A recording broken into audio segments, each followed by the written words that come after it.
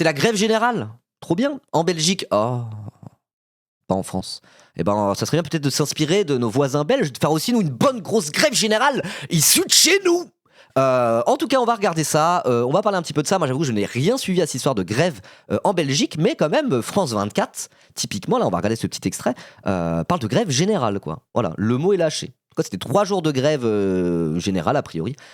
Paralysie du pays, bras de fer autour du budget. Donc, c'est aussi pour des questions budgétaires. Il y a beaucoup de raffus, pardon, autour des questions budgétaires actuellement. On a lu un article sur l'Italie et comment c'était un peu la crise par rapport au budget, c'était grave la merde. En France, pas besoin d'expliquer, c'est grave la merde au niveau du budget. On est encore dans cette crise budgétaire, on n'en est pas encore sorti, hein, loin de là, loin s'en faut, on en parlera après. Et ben en Belgique aussi, apparemment, il y a tout un truc par rapport au budget. Et bah eux, les Belges, ils ont décidé de faire une bonne petite grève générale à l'ancienne. Ça a l'air bien, hein, ça a l'air bien. Donc moi, j'ai pas du tout suivi. On va regarder un peu, est-ce que ça a eu des effets, à quel point ça a été massif ou pas. On a ce petit résumé de France 24 qui date d'hier, si je dis pas de bêtises, ouais. Voilà. Et ensuite, on lira c'est RTL.be. On va lire un peu, on va regarder un peu les médias belges, une fois n'est pas coutume. Donc il y a un petit article, je sais pas si on va lire l'article, parce qu'en vérité, il y a aussi une petite vidéo là, comme ça, de 3 minutes 17. On va faire le bilan de ces 3 jours de grève avec notre... Ou pour faire le bilan des 3 jours de grève directement à la télé, à la radio belge. Voilà. Donc on va essayer de s'intéresser un petit peu à ça, sachant que moi, encore une fois, je n'ai rien suivi. On a quand même quelques Belges dans le chat, hein. J'ai fait le petit sondage juste avant. On a au moins, j'ai une petite quinzaine de Belges dans le chat qui peut-être, si je dis de la merde, pourront m'attraper la veste et dire « Non mais toi t'es bien français, Ribot, non mais tu connais rien à notre beau pays en fait, tu dis trop de la D, tu sais pas que ça marche comme ça en Belgique ?» Donc n'hésitez pas les Belges du chat, si je dis de la D, à me reprendre bien sûr. Ok, pour la grève générale, faut assumer aussi derrière, perte d'argent alors que la vie est déjà difficile, tu peux pas connaître ça. Moi j'ai déjà fait la grève, hein, j'ai déjà perdu plein d'argent en faisant la grève. Mais tu parlais pas de moi précisément. Bah ouais, c'est tout le problème des grèves. Si tu veux que la grève soit massive et très bien suivie, bah à un moment donné, soit il faut qu'il y ait des travailleurs qui sont déjà précaires pour beaucoup, qui sont prêts à perdre une partie de leur salaire, et plus la grève est massive et de longue durée, bah voilà, tu fais une semaine de grève, tu perds un quart de ton salaire, quoi. Donc c'est un des trucs les plus bloquants, un mouvement massif de grève, et c'est pour ça que historiquement les travailleurs s'organisent en faisant des caisses de grève, etc., quoi. Donc ça c'est un peu une condition sine qua non à pouvoir faire une vraie grève générale un peu à l'ancienne, quoi. Ça serait s'organiser suffisamment pour pouvoir faire des caisses de grève, de par le soutien collectif des travailleurs les plus aisés par rapport aux travailleurs les plus précaires. Pareil, ceux qui peuvent pas se mettre en grève, du coup reverser aussi une partie de leur salaire dans des caisses de grève pour ceux qui sont à l'avant-garde du blocage du pays, je sais pas, comme des dockers par exemple, ou c'était les éboueurs en 2023 pendant la réforme des retraites, quoi. Il y a certains métiers, l'impact d'une mise en grève, notamment quand tu travailles directement en production, voilà, si c'est des dockers qui vont aller décharger des conteneurs dans des ports, ou des gens dans des raffineries, ce genre de choses, tu bloques l'usine 3 jours, ça fout une merde pas possible, quoi. Donc voilà, ça peut être aussi ça. Pour que les gens qui sont peut-être à l'avant-garde du blocage et du rapport de force économique puissent continuer à faire la grève, eh ben, il faut que d'autres travailleurs qui peut-être ont moins de possibilités de se mettre en grève ou ont moins d'impact, mais peut-être un bon salaire par exemple, eh ben, versent dans ces caisses de grève, et il faut vraiment se coordonner à l'échelle de tous les travailleurs pour pouvoir maintenir une grève dans le temps. Et ça se fait pas facilement. Ça se construit par la base, par un travail syndical dans les entreprises et par un travail d'organisation collective de manière générale, quoi. Voilà. Donc c'est pas évident, et c'est une des conditions pour pouvoir faire une vraie grève générale, à même de rentrer dans un rapport de force économique massif avec le patronat et pouvoir faire bouger les choses, quoi. Donc je sais pas de quelle manière ça sera organisé par rapport à ça en Belgique, mais en tout cas, on va regarder, quoi. Voilà. La CFDT donne 5 € par jour, il paraît, aux grévistes de la CFDT. C'est pas grand chose, hein, 5 € par jour, mais ouais. Voilà. Donc bon, il faut faire des caisses de grève, et il faut, de manière générale, s'organiser collectivement et le plus largement possible si on veut espérer faire durer ce genre de mouvement dans le temps. En tout cas, en Belgique, ça a duré 3 jours, et apparemment, ça a quand même été très massif et très suivi. Donc je vous propose de regarder ça maintenant. Voilà. Que les streamers donnent leur super profit pendant les mouvements sociaux. Voilà, exactement. Les streamers pétés d'oseille, là, qui foutent des 1000 balles dans les caisses de grève pour que des gens qui ont vraiment une utilité sociale ou économique dans ce pays puissent faire la grève, quoi. Parce que moi, si je me mets en grève, en vérité, ça rentre pas dans un rapport de force économique avec le patronat spécialement, quoi. Voilà. Donc moi, typiquement, s'il y a un gros mouvement de grève, il vaudrait mieux que je continue à streamer, limite, pour pouvoir un peu tenir informé, motiver les troupes, et par contre que je puisse éventuellement reverser ou participer à remplir des caisses de grève, comme par exemple en faisant la promo d'une caisse de grève que je mets sur le chat, et voilà, on suit un peu ce qui se passe, etc. Puis j'appelle à faire des dons. Moi, ça pourrait être plus comme ça que je peux être utile dans un mouvement de grève générale. Pas juste en me disant j'arrête de travailler et je fais les manifs. Vous voyez, bon, après, faire les manifs, c'est tout le temps utile, quoi qu'il en soit. Mais bon, vous m'avez compris. Bref, en tout cas, on va regarder ça, et puis voilà. Et bonjour Christophe. Donc là, on écoute France 24, hein. France 24 qui est vraiment pas mal sur tout ce qui est un peu international. Voilà. Bonjour Damien. On va parler de la Belgique ensemble. Le pays vit aujourd'hui son troisième jour de mobilisation sociale. Cette fois, c'est grève générale. La Belgique est presque... Cette fois, c'est grève générale. Ça fait plaisir d'entendre ça. C'est que le super profit. Merci Igor Lomfort pour ton prime. Merci beaucoup. paralysée. Jamais depuis les années 80, le pays n'avait connu un tel blocage à l'appel des trois principaux syndicats. Tout s'arrête. Aucun vol ce matin au départ des aéroports de Bruxelles et de Charleroi. Certaines lignes de train sont totalement coupées, d'autres tournent. Ah ouais, aucun vol. L'aéroport, il est bloqué, il n'y a plus aucun vol, quoi. Ah ouais, ça fait longtemps qu'on n'a pas vu des trucs comme ça en France. Typiquement, dans les aéroports, j'ai pas de souvenir qu'il y ait eu des blocages où il n'y ait aucun vol sur la journée, quoi. Ok, ça rigole pas. Hein. Prenez-en de la graine, les syndicats français, ouais. Au ralenti, à Bruxelles, seules 2 lignes de métro sur 6 fonctionnent. L'Eurostar a perturbé les écoles, les administrations, même le monde associatif, la télévision publique et plusieurs entreprises privées sont touchées. Cette grève est en réalité le point culminant d'une mobilisation en 3 actes. Lundi, les trains, mardi, hier, les services publics et aujourd'hui, donc, cette grève interprofessionnelle, y compris le secteur privé. Et qu'est-ce qui... Ok, donc ils ont eu une étape, c'était pas directement, hop, la grève générale, quoi. Ils sont organisés, ils sont pas organisés comme l'intersyndicale s'organise en France en faisant des grèves perlées, etc., pour sentir un peu la motivation de patati patata. Mais ils ont quand même une espèce de stratégie avec un calendrier où vous y allez un petit peu chacun leur tour avant l'acte final où là tout le monde se met en grève, quoi. Ok, intéressant de voir les différentes stratégies, les différentes intersyndicales, ce qu'elles font, quoi. On n'est pas content et on se fait pisser à la gueule par des FDP de libéraux qui ont ruiné le pays. Ça vous rappelle quelque chose? Ouais, un peu comme en France, hein. Un peu comme en France. Et dans ces cas-là, c'est souvent dans les vieux pots qu'on fait les meilleures confitures. Et le vieux pot de la grève générale fait des très bonnes confitures. a poussé donc 3 grands syndicats à déclencher une mobilisation? Oui, il y a une grève le 2 décembre chez nous, mais d'ailleurs ça va arriver assez rapidement. Hein. J'en reparlerai en live. C'est quoi tous ces appels téléphoniques là? Envoyez-moi des messages. Ah zut! Attendez, je dois répondre à un message. Merde. Attendez. Bon, je répondrai après, je suis en train de travailler. Ok, c'est pas grave. J'en étais où? Bon, voilà. Telle ampleur. Très clairement, la politique d'austérité... Mais, je disais, oui, il y a une grève le 2 décembre qui est organisée chez nous. Donc c'est par rapport aux questions budgétaires, je sais plus exactement. Ouais, c'est grève contre ce budget inique. C'est bientôt le 2 décembre, ça va arriver bientôt. Attendez, petit coup de calendrier là. Ah, c'est mardi prochain? Je vais pas pouvoir rappeler à la grève alors. Ah si, je stream un peu la semaine prochaine quand même. Je ferai un stream le lundi, je pense. On verra. Ouais, c'est mardi prochain. Aïe, aïe, aïe. Ok. Nous, les transports, il y a le service minimum. Ok. Les beaux qui travaillent, imiter Emmanuel Macron pour avoir des subs. Bah oui. Bah c'est un travail, hein. Je l'ai travaillé, cette imitation. Je ne laisserai pas des factieux dans le chat me rouler dans la fange ainsi. L'imitation est un vrai travail. Vous permettriez-vous de dire à Nicolas Canteloup ou à Laurent Gérard qu'ils ne font pas du travail? C'est de l'art. C'est de la comédie. Vous pensez que ce n'est pas du travail que d'être un artiste? Oui?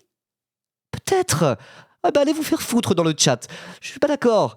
Et lâchez 5 subs. Lâchez donc 5 subs sur le live. Il y a actuellement une promo sur les subs offerts. Voilà. Tout travail mérite salaire. Moi je pense que c'est du travail à partir du moment où ça génère du pognon. Donc n'hésitez pas à générer du pognon en offrant 5 subs sur le live de Ripo dans la sauce. Merci beaucoup. Je propose aux autres viewereuses de se syndiquer et de rentrer en rapport de force contre le grand patron Ribot. Oh là là, bon, on peut continuer, pardon. Oh. Politique d'austérité. Donc oui, la grève générale, en tout cas en Belgique, c'est à peu près pour les mêmes raisons que chez nous le 2 décembre. C'est pour lutter contre les politiques d'austérité qui sont imposées par un gouvernement de merde ultra impopulaire dans le pays, alors qu'il faudrait au contraire taxer les riches pour renforcer nos services publics. J'ai l'impression que c'est exactement pareil qu'en France. Intéressant. Politique d'austérité du gouvernement de Bart De Wever, ce nationaliste flamand arrivé au pouvoir il y a environ 1 an, dirige une coalition très large et qui va baptiser Arizona. Attends, nationaliste flamand, c'est quoi? C'est un mec du Valsbelang ou pas? Il y a des Belges dans le chat. Est-ce que c'est un mec du parti Valsbelang? Ça, je sais que c'est le parti d'extrême droite qu'il y a en Flandre. Non, c'est le NVA. Attends, mais le Valsbelang, je dois confondre. Le Vlaamsbelang, c'est bien belge, on est d'accord. C'est un autre parti d'extrême droite? Oh là là, ok. C'est la version édulcorée du Vlaamsbelang. Ok. C'est aux Pays-Bas le Vlaamsbelang? J'ai confondu avec les Pays-Bas? Non, c'est bien belge le Vlaamsbelang. Ok. Vlaamsbelang c'est extrême droite et là c'est une version un peu édulcorée de l'extrême droite. Ok. Mais est-ce que du coup dans sa coalition il y a des gens du Vlaamsbelang? Il y a qui dans sa coalition? NVA, parti de droite flamande, ok. Non, ils sont pas dans la coalition. Ok, d'accord. Donc c'est la droite nationaliste, là où le Vlaams Belang, c'est vraiment en mode des gros nazis, quoi. Ils sont un peu moins nazis. Ok. Quel plaisir pour les oreilles, cette séquence. Bah quoi? Ça va, je prononce mal, Vlaams Belang? Ça passe, non? Oh là là. Et qui va des sociodémocrates flamands à la C'est beau qu'on ait un truc vite fait, il spam. C'est ce truc, je le connais. Oui, c'est ça, c'est exactement ce que je suis en train de faire. Il y a les centristes, la droite francophone et le PS, entre guillemets, flamand dans la coalition. Ok, ça va. Il y a le NVA, donc le parti de droite nationaliste de ce monsieur-là, le MR, des libéraux, et le Vooruit, le PS flamand. D'accord. Ça marche. droite nationaliste en passant par des partis francophones plus centristes avec une Mais il vient de le ambition, dire, du coup. Ok. redresser les comptes publics, sauf que depuis son arrivée, il peine à faire passer ses réformes faute d'accord. Et son ébauche de budget pour 2026 a été très mal accueillie, notamment à cause d'une réforme des retraites des cheminots, avec un âge de départ repoussé de 60 à 67 ans progressivement, et un calcul... Exactement, c'est la France en fait. C'est pareil. C'est la même chose. Pour le truc de retraite, de budget austéritaire, des espèces d'alliances centristes toutes pourraves qui veulent faire des budgets qui vont niquer tout le monde. C'est à peu près pareil. Hein. Ouais, 67 ans. Hein. Alors c'est progressivement vers 67 ans. Hein. Voilà. Alors en France, c'est 64 ans à l'heure actuelle, mais en vérité, en France, il y a déjà des libéraux qui sont en mode 64 ans, ça ne suffira pas. Il faut faire comme nos voisins européens et aller progressivement vers 67. Aïe. de pension moins Voilà, favorable. tout ça en évitant de prendre aux riches. Voilà, comme en France, hein, normal. C'est à peu près les mêmes politiciens. C'est des. Oh là, pardon, c'est des espèces de centristes au service de la classe bourgeoise, on pourrait résumer ça tout simplement. Que ce soit en Belgique ou en France, ça change pas grand-chose apparemment. De pension moins favorable, c'est l'un des éléments qui a mis le feu aux poudres. Justement, qu'en est-il de ce budget en Belgique ? Eh bien, malgré la perspective de cette grève monumentale, la coalition est parvenue lundi matin, au moment même où cette grève commençait, à un accord. Le Premier ministre a dû, certes, diviser par deux ses ambitions, 9 milliards d'euros d'efforts contre 20 milliards initialement. Alors, je me rends pas compte, mais le PIB de la Belgique, c'est plus petit que le PIB de la France. Hein. Et nous, en France, typiquement, à la base, Bayrou, il voulait faire 40 milliards d'économies, enfin 40 milliards de réduction du déficit. Et c'était une belle saignée, hein. À l'échelle de la France et de son gros PIB, c'était déjà une très grosse saignée austéritaire. Donc j'imagine que 20 milliards rapportés au PIB de la Belgique, ça doit être même encore plus que 40 milliards ramenés au PIB de la France. Hein. Donc effectivement, les 20 milliards sur le budget belge, ça devait être une sacrée cure d'austérité ultra vénère. Hein. Ultra vénère. Hein. Coucou Ribot, au Portugal, c'est idem. En ce moment, il essaye de mettre en place une loi travail hyper violente. Comme quoi. Hein. Mais ça je trouve que c'est important de voir, au moins à l'échelle européenne, de tracer des ponts entre les différentes politiques de droite, austéritaires, les différentes réponses des citoyens, de la gauche, des travailleurs organisés, pour voir un peu les similitudes qu'il peut y avoir entre les différents pays, quoi. Parce que quand on regarde ça, quand on arrive à tracer des similitudes et même des liens, des ponts entre les différents pays d'Europe qui traversent à peu près le même genre de crise et qui ont les mêmes adversaires de droite, il suffit qu'il y ait un de ces pays-là qui trouve un peu une solution, qui fait un truc qui fonctionne, une bonne grève générale par exemple, ce genre de choses, et ça peut donner des idées à tous les autres pays, quoi. Donc tracer un peu des ponts entre les différents pays européens pour voir qu'on est tous dans la même merde et que c'est peut-être avec les mêmes solutions qu'on va devoir mettre en place, comme par exemple une bonne grosse grève générale. Je trouve que c'est assez intéressant parce que ça permet de se remotiver entre nous et de mettre aussi un peu de l'internationalisme là-dedans. Et bon, moi l'internationalisme c'est pas quelque chose que je prends à la légère, hein. Voilà. Normalement c'est super important, hein. Voilà. 614 milliards le PIB total belge. Ok, ouais, donc c'est quand même pas mal moins qu'en France. Hein. Ouais, il n'y a que 11 millions d'habitants en Belgique contre quasiment 70 millions en France. Hein, donc, ouais, évidemment. Ok. Visé, le texte, il prévoit tout de Le même... discours de trotskiste. Bah oui. Hein. Moi, je suis un ancien trotskiste, hein, je m'en cache pas. Hein. Comme Jean-Luc Mélenchon et Edoui Plenel. Et Julien Drey. Et Lionel Jospin.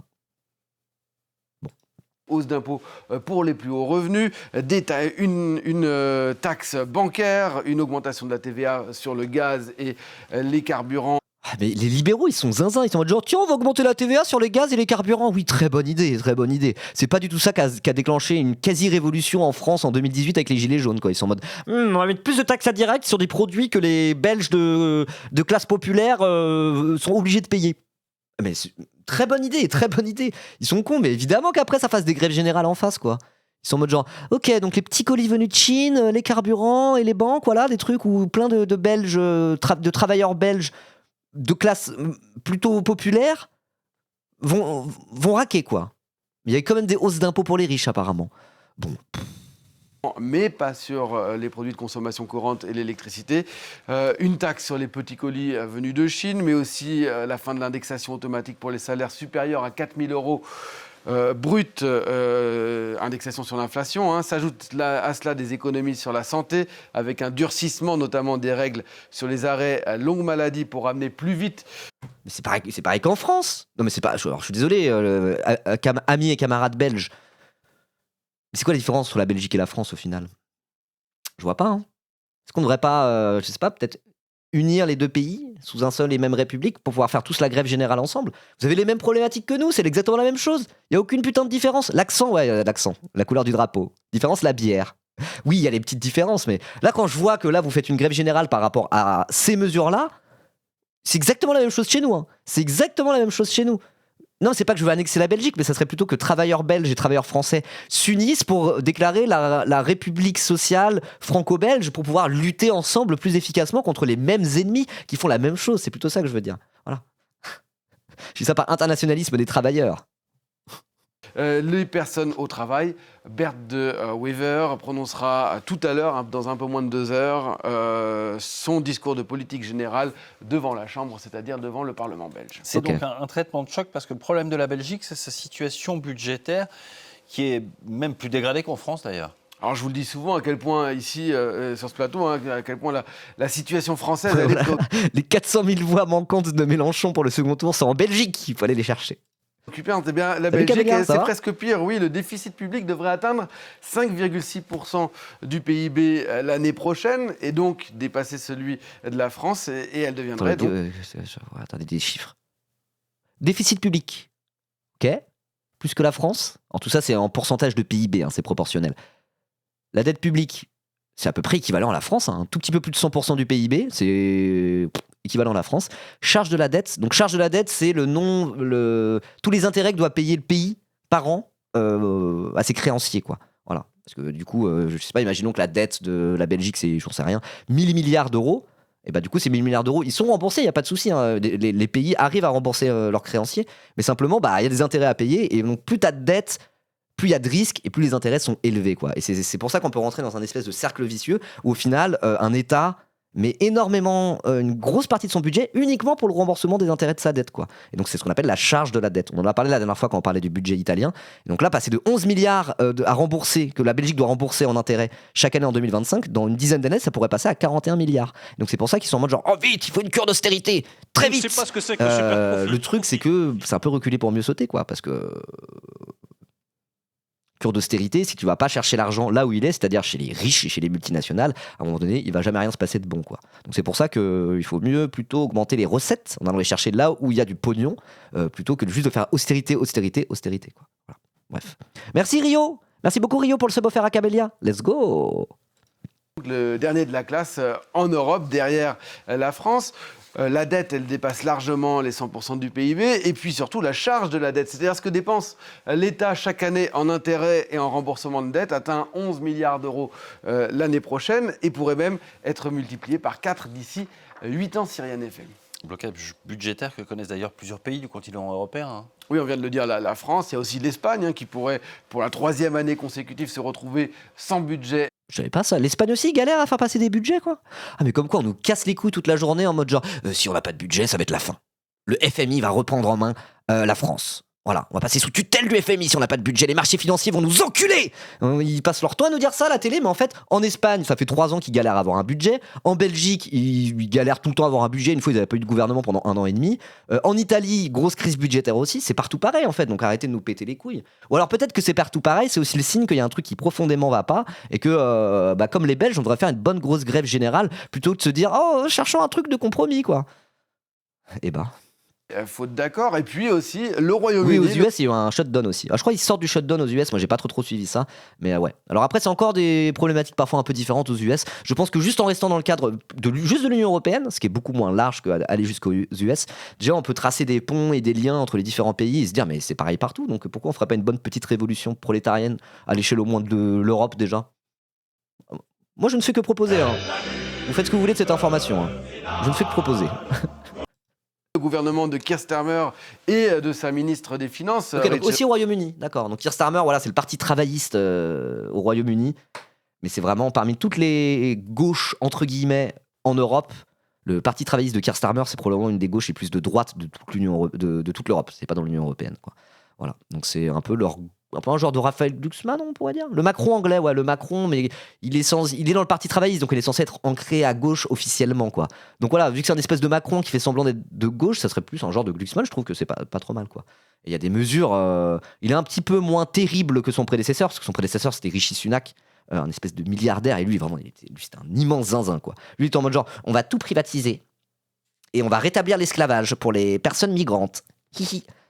Donc c'est un tout petit peu moins violent Keir Starmer, mais voilà, ça reste de l'immense merde. Il y a certains sujets où vraiment, tu peux pas deviner que c'est censé être la gauche là-bas, quoi. Notamment sur le sujet de l'immigration, tout simplement. Le sujet de l'immigration et le sujet des droits humains pour les personnes sans papier au Royaume-Uni. Là-dessus, ultra vénère, il court après, en fait, tout le discours anti-immigration qui est très très prégnant en ce moment au Royaume-Uni. Donc là-dessus, il a absolument rien de gauche. Et oui, j'y viens aussi sur tout ce qui est transphobie, sachant que toute la panique transphobe, réactionnaire, le mouvement TERF, etc., aux États-Unis, c'est un vrai délire là-bas, genre bien plus qu'en France encore. Alors après, en France, évidemment qu'il y a une transphobie féroce et que l'extrême droite, et la droite aussi, mais l'extrême droite en particulier, va appuyer là-dessus et fait un peu des personnes trans l'ennemi public numéro 1, quoi. Pour l'ennemi public numéro 1, à égalité avec les musulmans, on va dire, quoi. Vous voyez ce que je veux dire ?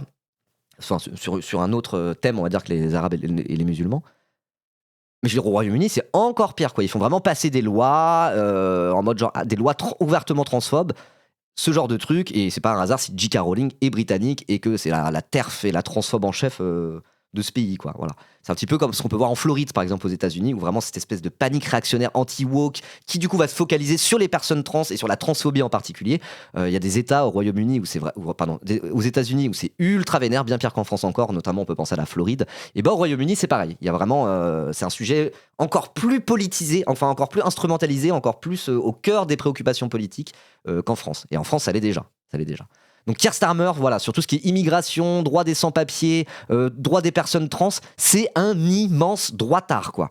Vraiment. Mais à côté de ça, il est un tout petit peu moins terrible que Rishi Sunak, au sens où c'est quand même son gouvernement qui a nationalisé le train et le rail au Royaume-Uni. Ça, Rishi Sunak, il l'aurait pas fait, quoi. Mais voilà, à part ça, il n'y a pas grand-chose qui le sépare de son prédécesseur de droite.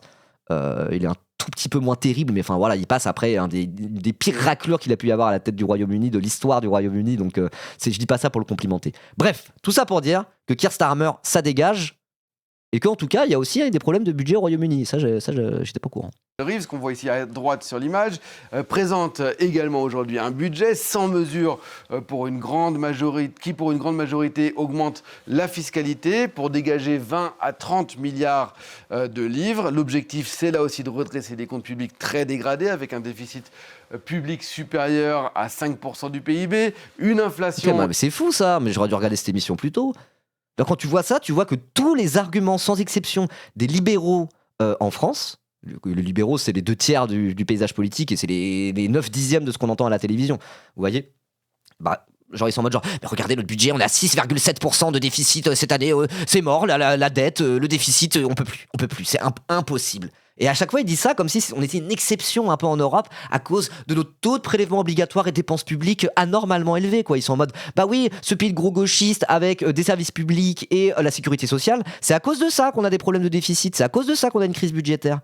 Ils dressent une corrélation entre le fait qu'on soit un pays qui économiquement est quand même plus à gauche historiquement que certains de nos voisins européens, notamment grâce à la sécurité sociale, l'héritage du Conseil national de la résistance, l'État-providence, etc. Je ne vais pas tout vous réexpliquer. Et ils sont en mode, c'est à cause de ça. C'est à cause de ça qu'on a des problèmes budgétaires et des problèmes de déficit. Et tu regardes au Royaume-Uni qui est un pays extrêmement libéral, hein, c'est le pays le plus libéral de la zone euro, pas de l'Union européenne, mais de la zone euro. Ils ont les mêmes problèmes de déficit. C'est là exactement la même chose chez eux.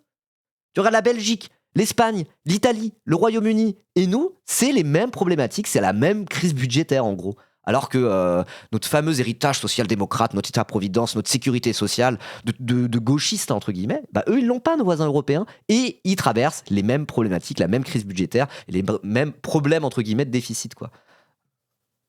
Bah voilà, ça serait un bon argument aussi, à sortir aux libéraux des plateaux télé, de dire mais c'est n'importe quoi, arrêtez. C'est pas à cause de la sécurité sociale, de la retraite, de tout ça qu'on a des crises budgétaires, c'est pareil au Royaume-Uni, quoi. Voilà. Et ça, c'est original, supérieure à 3,5%, bien plus forte que la France ou que la Belgique. Le Premier ministre britannique, qui accuse le Brexit d'être responsable d'une grande partie des difficultés du pays aujourd'hui, joue gros, car en cas d'échec, eh bien, c'est tout simplement sa place qu'il pourrait perdre. Merci beaucoup, Christophe. Merci beaucoup, Christophe. Bah, c'était intéressant, ça. Bon, du coup, ça s'est un peu éloigné de juste simplement Une ambition. la grève générale en Belgique. C'est juste montrer un petit peu, les causes de cette grève. Et voir que les causes de cette grève, en fait, il y a la même chose dans plein d'autres pays. Donc, quelque part, si là, la Belgique vient de faire 3 jours de grève générale, et c'était vénère, hein, ça a bien bloqué le pays de ce que j'ai cru comprendre, on va en continuer à en parler un petit peu, et qu'il y a à peu près les mêmes problématiques en Espagne, en Italie, en France, au Royaume-Uni, et probablement encore d'autres pays dans l'Union européenne, est-ce que l'idée, ça serait pas de tous faire comme les Belges ont fait la semaine dernière, et de faire une bonne grève générale aussi, quoi.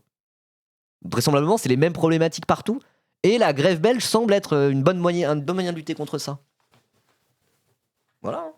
Je vais redire ce que j'ai dit tout à l'heure. C'est sur les vieux pots qu'on fait les meilleures confitures et le bon vieux pot de la grève générale avec on fait des très bonnes confitures. Voilà. Depuis quand l'Angleterre est dans la zone euro ? Je crois que c'est dans la zone euro, mais c'est pas dans l'Union européenne. Bon, je veux dire en Europe. C'est pas dans la zone euro ? C'est pas considéré comme dans la zone euro économiquement ? Même s'ils sont plus dans l'Union européenne ? Y a pas un truc comme ça ? Pour moi, justement... Mais ils n'ont jamais eu l'euro, mais la zone euro, ça veut pas dire des pays qui ont l'euro. C'est-à-dire des pays qui, économiquement, sont dans la zone où il y a l'euro. Je crois que c'est ça quand on dit zone euro. Dites-moi si je me trompe. La zone euro, aussi appelée eurozone, est une zone monétaire qui regroupe les États membres de l'Union européenne qui ont adopté l'euro comme monnaie. Ah bah non, du coup, c'est pas considéré comme dedans. La zone euro, c'est l'euro. Mais j'ai rien dit alors. J'ai rien dit. Ok. Bon, comment on peut dire alors ? On dit juste l'Europe ? La zone économique européenne, merci. Je confonds avec la zone économique européenne. Espace économique européen, voilà, c'est ça que j'avais en tête. L'espace économique européen ? Ben non, mais il n'y a plus le... Bon, l'Europe, ça va si je vous dis l'Europe ? Non, pas l'espace Schengen, je pensais pas à ça. Bon, en Europe, c'est quand même nos voisins, l'Angleterre, voilà. C'est quand même nos voisins. C'est ça que je voulais dire, en Europe. Pardon, excusez-moi. J'utilise le mot zone euro n'importe comment. Zone euro, c'est plus petit que l'UE, qui est plus petit que l'Europe. Voilà, j'aurais dû dire l'Europe, j'ai confondu les termes. Ok, d'accord. Excusez-moi. Après, c'est à ça que vous savez, le chat, c'est me corriger quand je dis des bêtises. D'accord, donc, mea culpa. Je voulais pas dire la zone euro, je voulais dire l'Europe. C'est déjà suffisant. Voilà. Ribo va craquer comme du soft. Non ? Personne n'a craqué. Excuse-toi alors, je vous présente mes excuses. Vous voulez que je le fasse ? Officiellement ? J'aimerais bien me mettre sur fond blanc ou quelque chose comme ça. Je vais le faire le plus officiellement possible. Bonjour, je viens à vous aujourd'hui pour vous présenter mes excuses et faire un mea culpa. Je me suis trompé à un moment donné pendant mon live. J'ai parlé de zone euro pour parler de l'Europe, alors qu'en vérité, j'aurais dû juste dire l'Europe, tout simplement. J'ai manqué à ma déontologie journalistique de streamer et pour ça je vous présente mes plus plates excuses en espérant que mes viewers et ceux qui me soutiennent et m'apprécient sachent m'excuser. Pardon.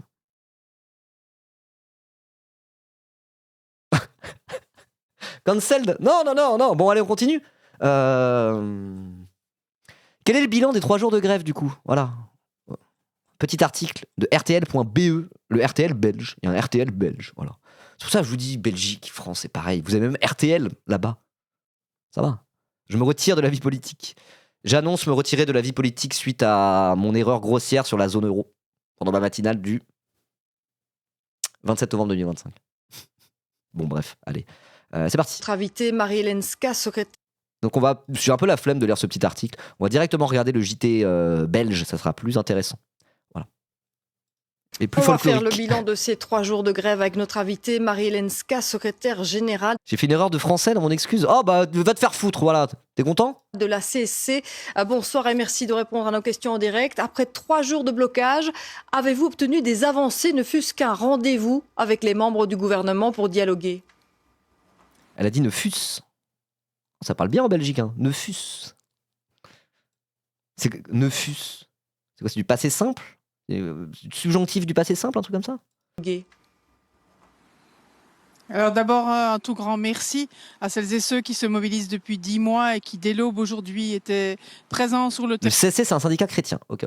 terrain. Pour répondre à votre question, nous avons écrit au Premier ministre et à tous les vice-premiers ministres dès le 14 octobre. Pas un accusé de réception, rien. Et le Premier ministre a d'ailleurs annoncé avant-hier matin qu'il recevait beaucoup de lettres, mais qu'il n'entendait pas y donner suite. Et donc l'attitude du politique est assez incompréhensible compte tenu de l'ampleur inédite de ce mouvement social. Le gouvernement Ok, donc ça c'est un peu la CFDT, c'est la Confédération des syndicats chrétiens, le CSC, contre son camp. Ok, donc c'est un peu c'est pas le syndicat le plus combatif, quoi. Voilà, c'est pas. Ok. Fédéral compte bien effectivement. C'est quand la CFTC. Alors CFTC, c'est la Confédération française des travailleurs chrétiens. Mais bon, la CFTC, ils sont sur une ligne à l'échelle nationale qui est pas si loin de la CFDT. C'est pas le syndicat le plus combatif, la CFTC, il me semble. Bon, ok. Bon, en tout cas, voilà, c'est pas le syndicat le plus dans le rapport de force de base en Belgique, quoi. Effectivement maintenir ces réformes jusqu'au bout. Oui, la Belgique n'est pas laïque, il faut le prendre en compte. Mais c'est pareil, par exemple, le parti d'Angela Merkel, de droite en Allemagne, c'est le CDU, le parti des chrétiens démocrates, quoi. Mais en vérité, bon, voilà, c'est historiquement, il y a chrétiens dedans. Voilà. Peu importe le Bref. nombre de grèves, c'est ce que le président C'est du pas des partis MR religieux, a quoi, rappelé voilà. sur notre plateau. Que comptez-vous faire dans ces conditions? Alors d'abord, dire que les actions, elles ont un effet. Si entre la première lecture et la deuxième lecture, les périodes de maladie, mais aussi la première année de carrière vont désormais compter pour le calcul de la pension, c'est parce que nous nous sommes mobilisés et c'est parce que le gouvernement a changé de cap en la matière. Et pour le reste, nous allons continuer parce que nous voyons que la compréhension et le soutien de la population, ils sont importants. Ah. Chaque fois que... Alors là, du coup, c'est intéressant ce qu'il dit, parce qu'effectivement, il y a deux choses à prendre en compte. C'est est-ce que ça a un effet sur le gouvernement qui, du coup, recule un peu sur son projet de budget austéritaire, premièrement, et deuxièmement, est-ce que ça prend dans la population? Est-ce que parmi les travailleurs belges, il y a un gros soutien à ce mouvement-là, ou au contraire, ils sont en mode genre « C'est bon, vous nous prenez en otage à bloquer les aéroports! Je devais aller voyager !» Voilà, c'est un peu les deux trucs à regarder de près, quoi. Et vraisemblablement, d'après ce qu'elle dit, ça a l'air de prendre au sens où le gouvernement est d'ores et déjà un peu en train de reculer, et il y a un soutien de la population qui a l'air d'être pas dégueulasse, quoi. Le gouvernement annonce des mesures supplémentaires. Cette semaine, un saut d'index à 2 reprises pour la partie des revenus qui dépasse... Marie-Hélène Ska, c'est la copine à Jean-Pierre Réguet. Pas mal celle-là, pas mal du tout. Très bon jeu de mots, Routemaster. Excellent. Ah, j'aime beaucoup. 4 000 € bruts, eh bien à chaque fois, nous voyons que ce sont les fins de mois qui sont plus difficiles et surtout que le dédain pour les difficultés d'une grande majorité de la population n'est vraiment plus accepté aujourd'hui. Et ce, pas seulement au niveau fédéral.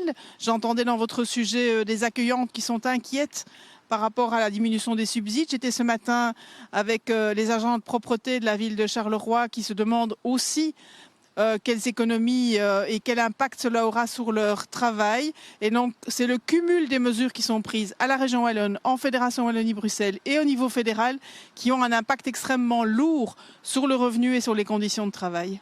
Il n'empêche, vous l'avez entendu, Ok. ces grèves provoquent quand même la colère de certains citoyens qui se sont... Et voilà, comme en France, on est en mode genre ouais cool la grève, ouais on va faire appeler le gouvernement, et puis il y a forcément un journaliste, une présentatrice, un présentateur, un mec de plateau télé qui va commencer à dire alors oui ok très bien, mais quand même vous bloquez le pays, il y a des gens ils sont pas contents parce que le pays il est bloqué, non hein, c'est pas un peu un problème ça? Voilà, toujours un peu pareil, hein, voilà. Bon. Pris en otage, ça coûte très... Pris en otage, le mot est lâché, exactement, vous condamnez la prise d'otage. J'ai mis pause au bon moment, hein.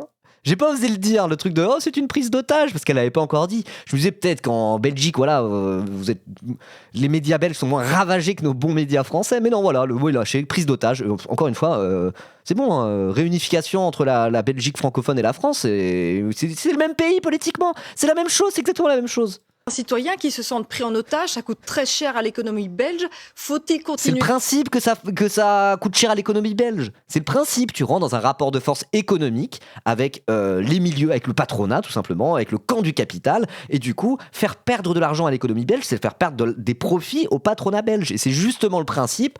Bloquer la machine économique pour se faire entendre parce qu'il n'y a que ça qui fonctionne. Parce que sinon, les gouvernants, le patronat et tout, ils s'en battent les couilles. Ils sont pas là pour nous écouter, ils sont là pour nous chier à la gueule. Et donc, tu t'es en mode genre, ok, très bien, et ben on va bloquer le pays, et peut-être que là vous allez faire un effort et commencer à nous entendre. Dire, mais quand même, votre grève générale, ça bloque un peu, ça fait perdre de l'argent, hein, ça fait faire une crise économique au pays. Hein. Ben oui, c'est littéralement le principe. C'est littéralement le principe. Et c'est pour ça qu'à un moment donné, c'est la seule manière de se faire entendre. Sur cette voie ou chercher des alternatives aux grèves? Alors, les alternatives, nous en avons essayé pas mal, mais la véritable alternative, c'est d'entamer un dialogue sur la réalité du travail aujourd'hui, sur la réalité de la pénibilité, sur la réalité aussi des efforts qui doivent être faits. Il n'y a aucun dialogue avec le gouvernement sur ce sujet.